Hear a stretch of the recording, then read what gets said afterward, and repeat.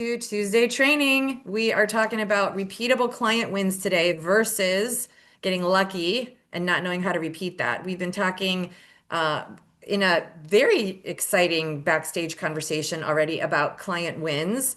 And there's a lot that goes into when we know, like we know, like we know, versus when we don't know, and then we hope, or we don't know, but it still worked and the results were good outcomes, but we're not sure how to repeat them. So we've just been in a very exciting conversation in our club seats here. So Debbie and Sherry, thank you for bringing all that information. I want to talk about through our training today, I want to talk about consistency and how to create consistency so that we aren't hoping and we are consistently confident. And that takes higher level, I believe. I also want to mention that for those of you here watching on YouTube, I can almost see you. So if you're here live with us, please do feel free to use the chat to add your questions or any conversation pieces. And then, of course, Debbie and Sherry and anyone else who joins us here in the club seats can just chat live with me directly. But I do want to hear your impressions about today. Every once in a while, I tap and I tap and I can't get the thing to open. So that's what's happening right now. But I will get there, you guys. I will get it to play in my device so I can see the chat. But Mm. also, welcome back. It's been 2 weeks. Last week, we were at our orthopedic summit. Hopefully, everyone here who's watching live with us joined us. I think it was a great summit. We did learn some valuable information. And we always take that information, I take that information back into my mastery practitioners, and we talk about what we learned and how to synthesize and integrate it. And that is part of creating consistency, integrating the information we take and not getting bounced by the information we take in. Also, not letting one bit of information override another bit of information without reason behind it. So as soon as we have reasoning, now our head's in the game, and that's what's needed to create results, and especially consistent results, especially when the cases are complex. So do with that what you will when you bring in new information, but let it not just don't be a bouncing ball with the information. Be an integration ball. And that is one of the focal points that I added to our conversation last week, that sometimes it's not that we need more training. What we need is integration of the training. And that also leads us to be able to create consistent results or not. If you're constantly changing the game that you're playing, if you're constantly bringing in new techniques and new approaches, then how do you know which ones are working? Because that's still skimming the surface over the top and not staying focused to let the body give you some feedback. The reverse is also true, though. If you've done the same thing the same way for an extended period of time, 4, 5, 6 sessions with the same person, it's time to switch it up a little bit. So, how do you know when to do that? You know when to do that by integrating what the information tells you.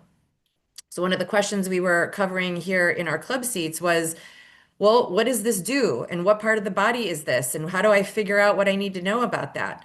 There's reality that some of us just need to have a brush up on some of our anatomy, either our baseline anatomy that we learned so long ago that we actually forgot it, common, or newer information about anatomy that is beyond our foundational anatomy, very common since this is an endless topic, this human body that we have. There's no training that gave you all of it.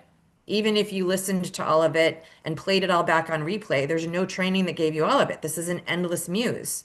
So sometimes it's more, but most of the time, whether it's more or review of what you already have, it's always about integrating that information. What do I mean by that? We want to synthesize what we learned and its impact on the body, how we work with that information, that tool, that approach, that technique, and then what is expected from the body in response, and let that be a wide range of responses, and then still stay with, and what does that mean? When the body responds, what does it mean? What does the response mean? And I've said this in other conversations for those of us who are pet lovers, you know that your pets talk to you and they're not talking in English. So they're communicating and you're listening. You're picking up what they're laying down. But are we doing that with the body? Or are we expecting a particular outcome?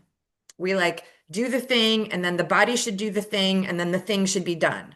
That's not how it works. This human vessel is more complex than any one of us and our pets. And I love pets and I love humans. The body is incredible. So to think about it in like one-dimensional speak, like I'm going to do this at the body and it's going to respond the way I intend it to respond, is short-sighted. And that's one of the reasons why the results are inconsistent, because you're not paying attention in the moment. Again, for the pet lovers in the space, when your pet comes to you every day for something, unless it's their favorite treat, it's often something different. It might be a variety of things. Maybe they want to play, maybe they want to go out, maybe they want to cuddle, maybe they think it is dinner time and it's an hour away. There's always a variety of things that they're coming to you for, but you can tell the difference. Same thing with parents. When your baby cries, that cry doesn't sound the same when they're tired versus hungry versus needing a diaper change. It's different. That's not full English either, but it's communicating. So is the body communicating? Yes. Are you picking up the nuances of what it's saying? Sometimes no. Oftentimes no. And that's what gets us hung up, even with the best plan. I took really high level training, Gina. I went for it. I knew exactly what my plan should be. And then I don't know why it didn't work. Well, what did the body say? Oh, right. Like that's sometimes that's the gap. What did the body have to say about that? Bodies have so much history in them and so much wisdom in them that they will literally reform themselves by way of alignment and function to navigate whatever it is that they were exposed to. I just taught a masterclass yesterday and I used the example of a blister. When you have a blister on the back of your right heel, your walk and gait is going to be distorted. Now, for Mhm. those of you who are gait assessment experts in the house, good, because that's a biggie. There's 13 different steps of gait. I teach them all, and each of them has a wildly complex functional pattern that goes with them, all worthwhile to look at. So if you're focused on gait, like gait is the thing, but you forgot about compensatory patterns and your visual assessment is leading you to not see the whole picture, then the body with the blister on the back of the right heel is going to look like its gait is off. Why am I saying this? Because the gait is off because the body's got a creative way of protecting itself from something it's not enjoying, like the blister. There's nothing life-threatening about a blister, but the body responds like it is, and it'll put all kinds of compensatory patterns at play that you might miss unless you're looking at the whole system and letting the body tell you in the moment why it's behaving the way it's behaving. And did you get all of it? Or were you super quick to jump to conclusions? We're all quick to jump to conclusions at the beginning and at the middle of our career for a lot of reasons. Body workers are taught that your time starts as soon as the person's on the table, which means the 5 minutes you spend talking before that, you no longer get a lunch break that day. That doesn't work. I worked like that for a lot of years. It sucks. So that can't work then. Then we don't have enough time to talk. We don't have enough time to listen. We're jumping into action right away. We're not giving ourselves a minute to observe and assess and then reassess and then try.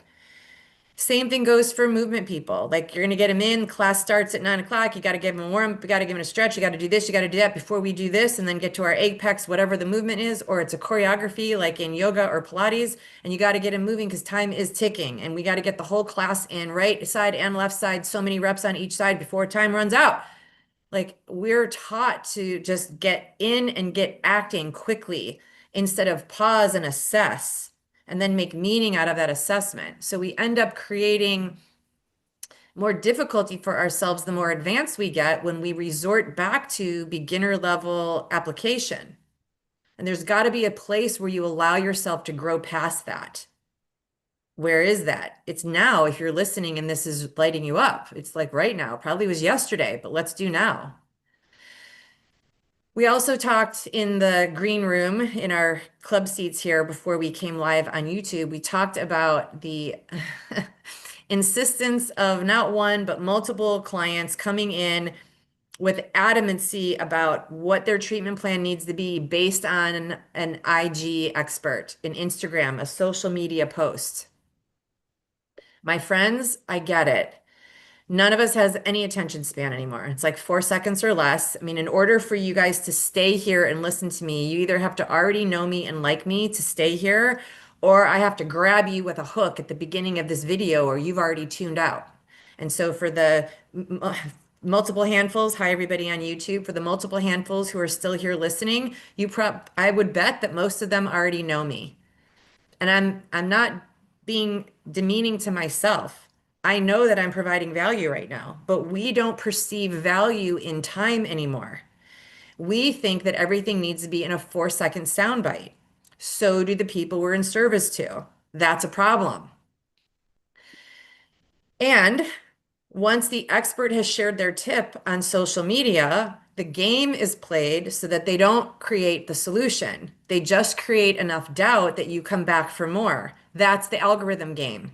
And that's if it's a live person. If it's not a live person and it's a faceless channel that's driven by a robot, it's even more clever because that's what robots can do. They can do algorithms better than humans. I'm not good at algorithms. It's not my lane. I can run circles around anyone in a treatment space, though. That's my lane. So I'm sharing that with you to give you context between who's showing up in your treatment space and where are they getting their information from. And what I shared backstage here before we went live on YouTube was, hi Val, was to know like you know your stuff. Know it not only for your own confidence level, but because you are answering questions for people who got their medical advice in 90-second windows. If you jump every time somebody new brings in something new off the internet, you won't know what's working and you won't be able to create consistency for you or for them. And it's just part of the terrain right now. It's just part of what we're working with. So what I shared when I was coaching backstage here before we went live was the stretch for all of us who are here for higher level work is to manage your reactivity. I'm not saying be arrogant at all. God, you still have to lead with an open heart. But what I'm saying is be so clear about what you know that you can't be given the wrong information and have it distract you. And now look, the sun's coming out because that must mean like heaven saying, yes, that's here for everybody. So I hope you can still see me in the shade. There's nothing wrong with social media. There's nothing wrong with AI. What I'm here to share with all of you who are practitioners who are striving to be expert level is that this is what it takes. You get to have so much consistency in your systems, in your assessments, and in your interpretations that you can explain it to yourself with such clarity that it doesn't matter what information is brought to you from someone that you're in service to. It's either going to resonate as true, like it's going to back up what you already know because you get to know more because you're using the body, or it's going to absolutely be like that's not founded and I can explain why. And then in that same calm confidence, you explain why to the person you're in service to. If they come in insistent and you get all fluffled about it, then now you're not grounded. So who won? The person who was performing in front of the camera, who might have gone through 50 edits that day, by the way, before that 1 minute and 30-second reel got published. One of the things that I'm hearing now, I can't even believe this is real and that I like missed the memo. But one of the things that's happening now is the fitness experts that we're seeing online, the gym owners are now outing them. These fitness experts, I'll put in quotes because I know, Debbie, you are a fitness expert. These fitness experts will take their entire production setup to the gym and spend more time setting up and doing the video than they do even working out. And some of them don't even work out. And the expert that I was listening to over the weekend about video production, et cetera, and this algorithm was saying, of course, someone who's 24 has a great physique. That's easy. Did you ever think that maybe they're not working out 4 hours a week like their Instagram reel says they are? So if it's not obvious to me and I'm a body worker, it's probably not obvious to our clients either who aren't doing body work. We don't get to then throw shade on the people who have, creator concepts for their work. All we get to do is know, like we know, orthopedic, biomechanics, functional anatomy, and what's needed for all of them. When you know that, it doesn't matter what people are doing on the internet. When you don't know that, you get challenged by what people are doing on the internet. I relate to that. Early on, when I had, more than a dozen experts on my summit channel who were all doing amazing, innovative, creative stuff, I wondered sometimes, like, should I be doing that? When I love my own, and so my point is, I was never thinking about leaving my own practice, but I wasn't grounded enough in what I know to let there also be space for someone else without me being flustered. You can't fluster me now. I have now all those more years of evidence in the results that I've created. 10,000 more hours clinical and 2,000 more practitioners that have also had the same amount of success. I can't be dissuaded now, but I needed to keep going and keep proving to myself so that I can't be flustered when someone else shows up. You guys get to do that too. If every time a new expert shows up with a new idea and it completely flusters you and everything you know before that, you didn't really know what you knew before. You were questioning it. And that's just the work that we all get to do. Once you've been at it a while, it's not that you need more techniques. You've heard me say this 1,000 times. It's not that you need more techniques, it's that you need to know the techniques you know. You need to know those approaches backwards and forwards. Do you? Or did you take an advanced level training with someone and then bail and then go start flipping through Instagram and then confused yourself? Just because you went through a training doesn't mean you know the training. It just means you did the time. Knowing it means you know what you know its implication, you know how to apply what you know what to listen for when the body responds, and you know how to pivot if needed to then get the job done. That takes time. It's every client you got to do that with. Sometimes, again, our attention span is 4 seconds. We don't take the time. Like we're still doing that. We're like, oh, I don't want to sit and think about this because it feels hard right now. So I'm just going to throw another technique at this client and see what else I can get done because they're going to feel better when they leave. I've said that statement in an echo probably 6 times in the last 10 days as I've been fortunate enough to talk one-on-one with many of you. Well, but my client felt better when I left. They're going to because touch is healing and movement is medicine. It's implied that they're going to feel better. There's no question about that. The question is, did you solve the problem? Do you even know the problem? Or do you just know where their pain is? Because 90% of their pain is referred from somewhere else. If you focused on their pain, I know you didn't solve the problem. And you know that too, because I didn't make up that math. That math is just how the body works. We don't learn that in our foundational training, though.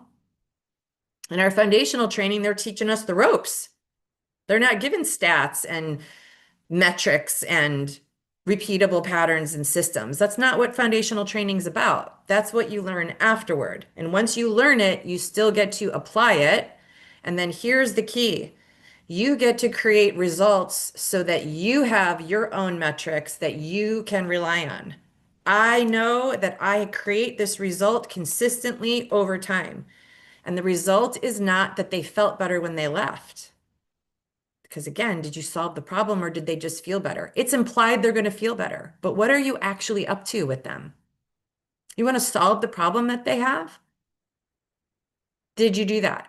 And then can you prove to yourself that you did it? How do you prove to yourself that you did it? Because you walk yourself through what was needed and you're clear about that. Implications. You walk yourself through your plan and you're clear about that. Based on what is this my plan? And then you implement the plan and you don't panic. You implement the plan fully and then you listen to what the body has to say about that. And you still don't panic. You just let the body tell you it worked or it didn't work. I need more, I need less. And then you apply again what else is needed and you pause with, based on what am I applying this next step? When you can reason like that through a session, what, Sherry? You can't hear me? Debbie, can you still hear me? Yes, good. Okay, I don't know, Sherry, what's going on for you? I can't hear you. Okay, Val and Debbie can. I don't know what's happening. Now I can. Great, awesome. When you can walk yourself through that type of setup through your treatment planning and you can answer for yourself with clarity, that clarity starts to build more knowledge. And when you build that knowledge, you become unruffleable, which is what we started with. Don't get ruffled too quickly based on new intel coming in. And that is really important, guys, if you're dealing with complex cases, because it's so easy to get ruffled when someone walks in with a very complex situation and a lot of pain that goes with it. They're not, they're not Johnny Cool. Their nervous systems are hijacked when they're in pain. You got to be cool. You got to be unruffleable if you want to actually make progress with the person you're serving. So the more you can practice being unruffleable with Intel online, the more practice you have at being unruffleable when a complex case comes in. That's step one. Everything else after that is extra.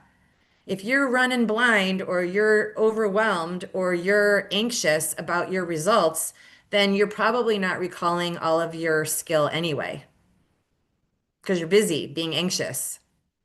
You got to know like you know like you know. Yeah, Gina, I heard you say that, but how do I do that? I'm here to appeal to you to keep trying. That's the point. You got to keep at it. You're not going to know like you know by listening to me.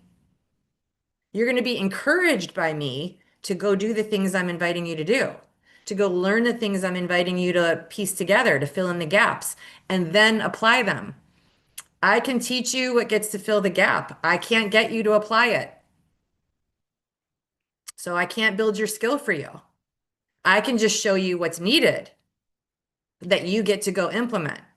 So we either hold ourselves back because we're in old ways of thinking, like the way we learned foundationally instead of next level, or we're not understanding what the next level information is, or we're not actually applying what the next level information taught us to do, and then using that as assessment.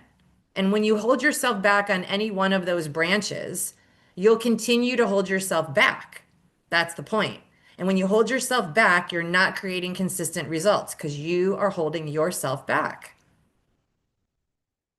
And I know that sometimes feels like a hard pill to swallow, but it's the good news about that. If you flip the coin to the other side, the power is within you. You are wearing the ruby slippers. You just needed to remember that and click them.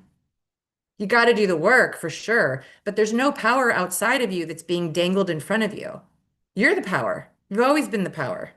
Align yourself with a space that's filled with winners and strive to keep up with them.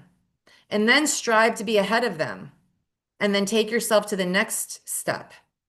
That's what you get to do. It doesn't, it's super cute to say, hi, Raul, I'm glad you're here. It's super cute to hear the phrase, what's the difference between the doctor that graduated with honors and the doctor that graduated as a C student? Nothing. They're both doctors. Like super cute, right? Like it takes the pressure off a little bit. Like you don't need to be an A plus everything all the time. Sure. But if you're not striving to be the A plus and you're just comfortable being a C plus, then you can't demand A plus results. That's insanity. So you want to strive to be the best. It's not doing you a favor to stay in the back of the room. Just okay with like being okay. And my friends, I get it if you're tired. If you've been in this industry for anything near 5 years or more, you're tired. I get it. We don't have many of us. The average span, you've heard me say this too, the average lifespan of a body worker, the career of an average body worker is 5 years.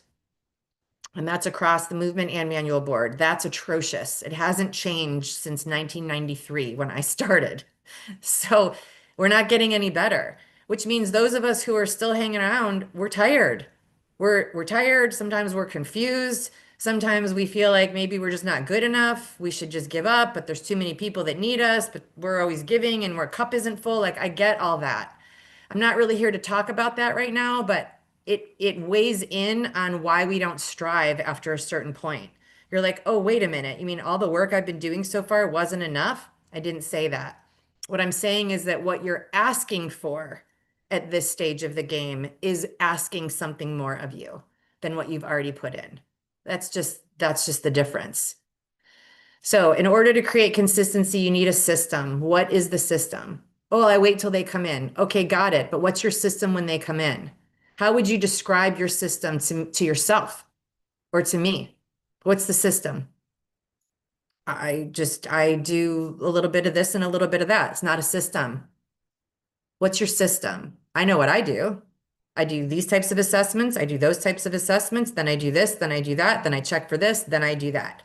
I'm very clear on my system. It's an outline and it gets adapted to every client that walks in based on their needs and what I learn in their intake. But I have a system. You got to have a system.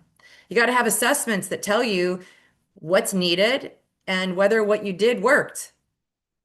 If you're not sure if it worked, then you're not sure if it worked, which means they leave, you both smile at each other, and you're not sure. If you're not sure, you don't have consistency. If you're not sure, then you're not confident because you're like, well, that was nice. Okay, but then what did you do that created results? Well, I'm not sure. Well, then you're not sure. What did you do that created results? I did this and then I did that. Which one did the body respond to? What based on what did it need? Well, I don't know, but it worked. I used my intuition. Okay, cool. If you used your intuition, but you're not sure what the format was, then you don't know how to recreate it the next time. Then you're hoping that your intuition drops in the next time you're with a client. Hope's not a treatment plan. That's not confident. That's hope. There's nothing wrong with hope as a state of being as a human. But if you're looking for consistent results, you can't hope that you're going to create them when someone walks in. You got to know you're going to create them when someone walks in. That's why the hope plan doesn't work in a consistency, high level results driven practice. And then you need to know what those interpretations mean. What are you interpreting based on what? What is the body telling you based on what? And what are you utilizing in your tools box, your knowledge bank, and your plan? What are you using to put together for a solution? What are you solving? And based on what are you using those tools? What do you think those tools do for the body? Not what do you think, what do you know those tools and approaches are going to do for the body? When you can answer that for yourself with clarity, then you're sure. Then you know. And then you apply and then you see. You wait for the body to give you information. If you're not exactly sure and you just learned a few things and it felt good when you learned them and your clients feel good when they leave, we're back to, I sound like a broken record. We're back to, of course they're going to feel better when they leave.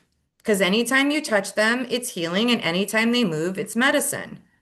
It's implied they're going to feel better when they leave, but you're telling me all that you want to solve problems. You want to actually resolve things. You don't want to live in Groundhog's Day. That's the number one admission that I hear from practitioners the most.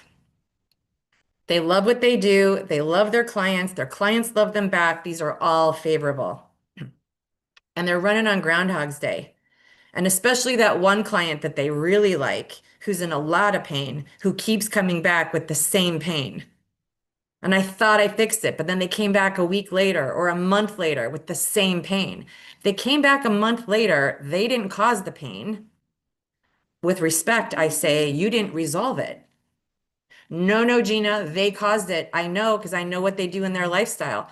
Okay, but part of solving it is making sure that they have a different approach in their lifestyle because we weren't designed to create pain by living. So that's still on us to solve that. Of course, they're going to feel better when they leave, but did you solve the problem? Did you solve their pain? Did you re-establish their function to full?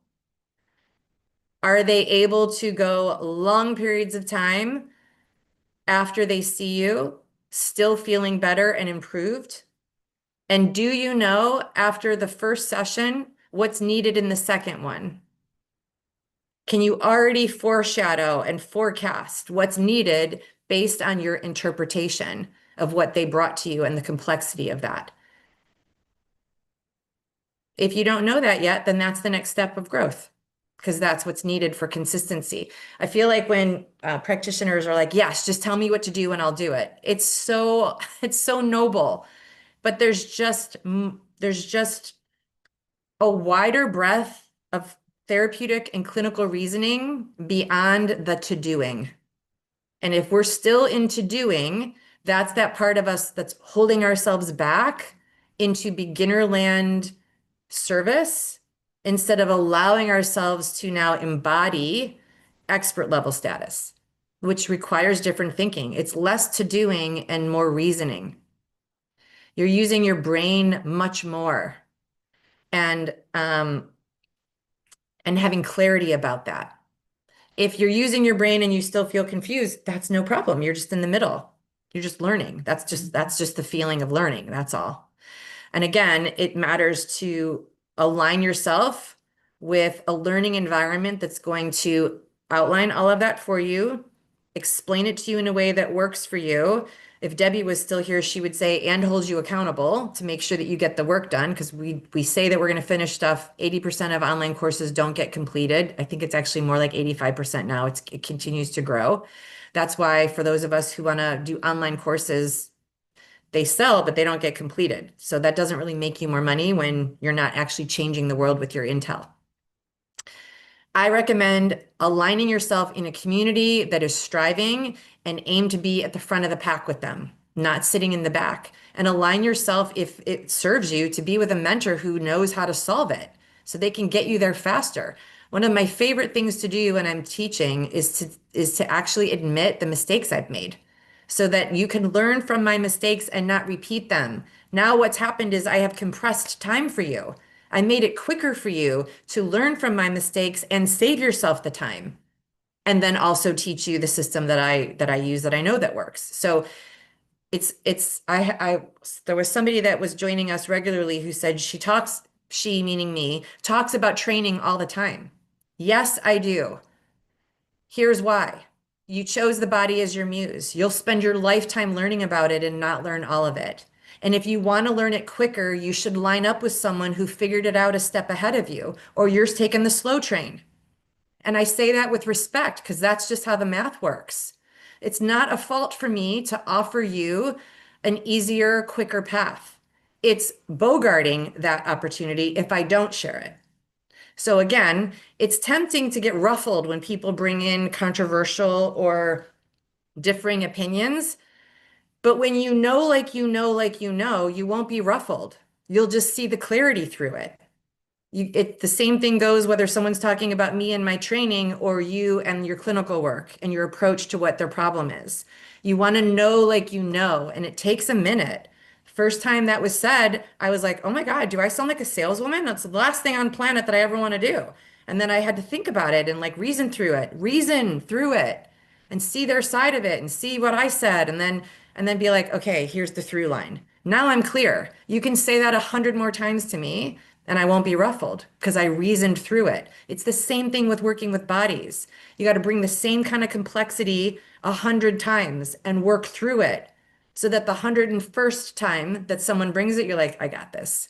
Yep, I see that internet reel. It's cute. There's some validity there for sure, but they didn't solve it. So let's solve it together, shall we? And then the client's like, oh, I'm so glad I showed you the video so that we can solve it. And then you do that. Then you solve it. Solve it. The it meaning their pain point or their restricted function. Solve it so that they can go back to living the life that they deserve to live. And you can feel confident and purposeful every day when you're at work instead of hoping that you'll feel good at the end. You deserve better than that. If you've been here for a while, you deserve better than that at the end of your workday. Much better. You're doing amazing, incredible, needed work on the planet. You should embody that as well every day with every client result that you create. And if that's not happening for you yet, take the next cut. Let's get you there because it's possible. Okay, so if this works for you, if you're like, okay, I see the gaps, I can hear it, and you instead want repeatable, consistent results that you don't have to depend on outside forces to distract you, to show you where the gaps are, then that is exactly why I designed the accelerator track. You don't have to come in and learn my method unless you want it, because it's gangbusters and it works, and it's worked for me for multiple decades clinically. But even the accelerator track would get you there faster, hence the name accelerator. If that is what you're ready for, if you're ready to work smarter and not harder, if you're ready to get there quicker, then that's what the next step is for you. Okay, and for everybody else, I will see all of you next week. I'm going to log us off just a couple minutes earlier today because I do have my mastery practitioners in lab today. So we're doing orthopedic assessments and we're doing our lab here in just a few minutes. So I'm going to give myself a chance to get a drink of water and go set up for that. And I will see everybody else here, same time, same channel next week. Bye for now. Thanks, Gina. My pleasure.